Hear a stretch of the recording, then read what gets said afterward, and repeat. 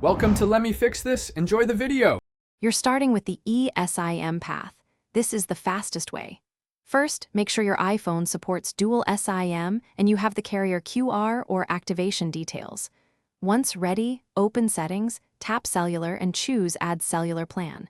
Scan the QR code or enter the details exactly. This creates a second line. Make sure Wi-Fi is on during activation for stability.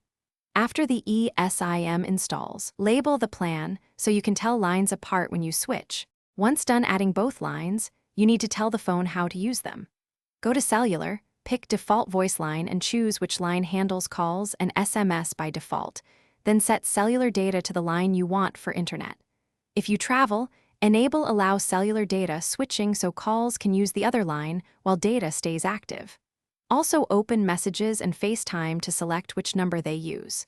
Finally, edit key contacts to force a specific line when calling important people. You're ready to use both lines.